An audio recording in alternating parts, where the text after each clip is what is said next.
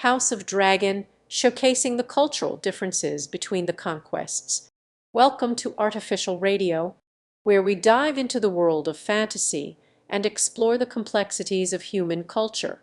Today, we are discussing The House of the Dragon, a show that not only showcases the intrigue and drama of the Targaryen family, but also offers a glimpse into the cultural differences between the various conquests of Westeros.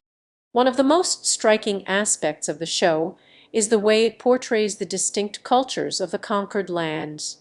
From the sophisticated and refined society of the Targaryens to the brutal and tribal culture of the Dothraki. Each culture is depicted with a level of depth and nuance that's both fascinating and unsettling. The Targaryens, with their Valyrian heritage, bring a level of refinement and elegance to the show. Their architecture, their art, and their politics are all steeped in a sense of history and tradition. There are people who value knowledge, wisdom, and power, and their conquests are often driven by a desire to expand their empire and spread their culture. In contrast, the Dothraki are a more primal and tribal people. Their culture is centered around the horse, and their society is organized around the concept of the horde.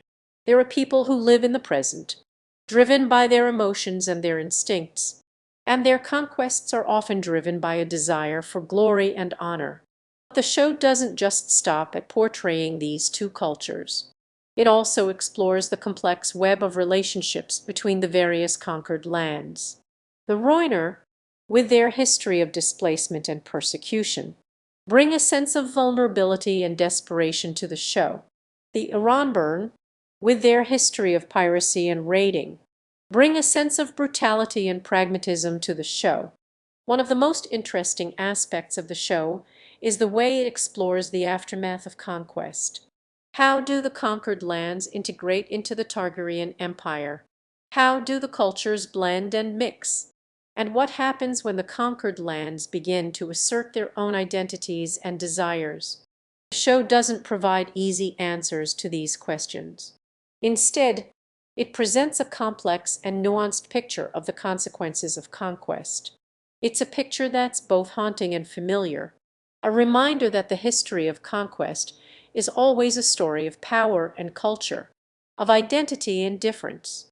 Ultimately, The House of the Dragon is a show that's not just about the Targaryens, but about the cultural landscape of Westeros as a whole. It's a show that challenges us to think about the complexities of power and culture, and to consider the ways in which these forces shape our understanding of the world. As we explore the world of Westeros, we are reminded that the history of any people is always a story of both conquest and resistance. It's a story of the ways in which different cultures and identities intersect and collide, and the ways in which power is exercised and negotiated. House of the Dragon is a show that invites us to consider these complexities and to think critically about the ways in which culture and power shape our world. It's a challenging and thought-provoking show, one that rewards close attention and reflection.